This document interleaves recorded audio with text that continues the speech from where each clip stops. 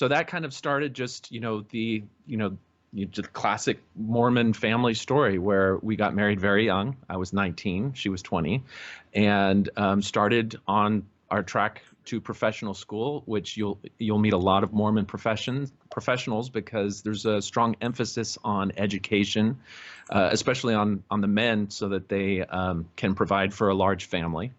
And we just lived the Mormon life, having quite a few number of kids, overall 6 kids, and just got so busy with education and training and callings in the church, didn't really have time to think about a lot of stuff. And then around the time that I got done with all of my medical training and was in a pretty regular routine in the U.S. Air Force, had some time to sit back and really think about some of the things that I'd always taken for granted. And this involved, everything from politics, the meaning of life, philosophy, and then kind of looking with that critical eye towards religion itself and my own religion, and just started realizing that there were questions out there that I had never asked before, and that the internet made some of those answers available.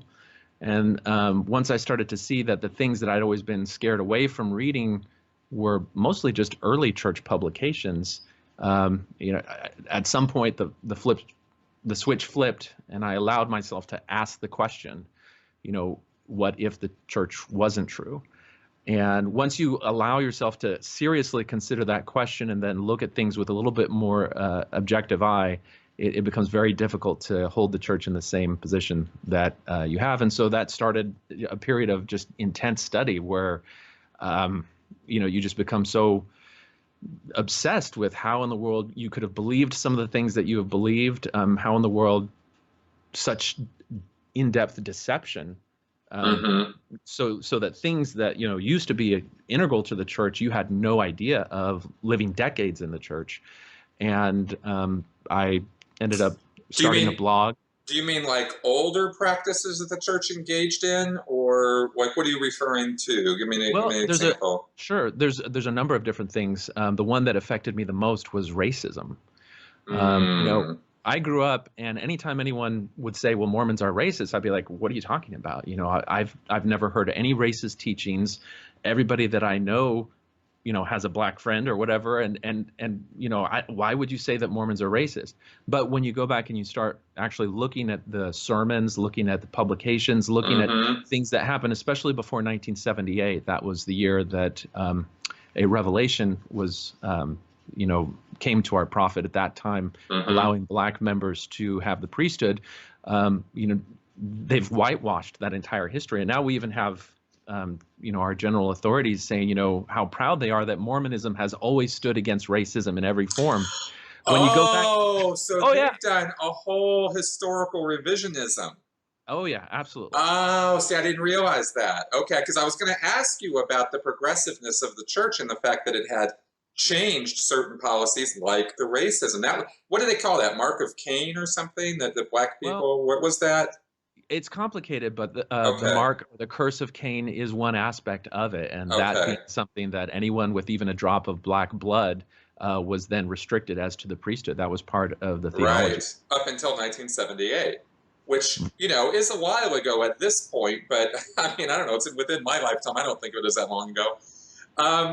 Okay, yeah, that's an interesting point. I did not know about the historical revisionism. I thought that change had happened, and everybody within the Mormon world knew, oh yeah, well, we used to be a bunch of racist pigs, but now we're not. Well, the thing is, when you grow up in the church, you're just taught that there was a revelation, and just like Christ and the apostles first brought the gospel to the Jews and then opened it up to the Gentiles, it's the same thing. And so it's a natural progression. There's nothing wrong with the fact that blacks were for a period of time restricted from the priesthood, and then later they got it. That's a natural progression. But when you go back and you actually look at it, it's much more than just restricting priesthood. I mean, that meant that a black family sitting in the pews next to a white family did not feel secure that they would have an eternal family, because the white family could go to the temple because they had the priesthood. They knew they had an eternal family, whereas the black family, who may have been just as righteous, paid just as much tithing and so forth, didn't have that same security, Right. and it just pervades the whole culture. And so Interesting. I guess that that was would part. be, because I want to do a little compare and contrast while we're talking about this stuff with Scientology, and it's interesting hearing what you're saying. That I'm sort of getting the idea that maybe this would be sort of similar to if Scientologists suddenly acknowledged that psychiatry wasn't so bad.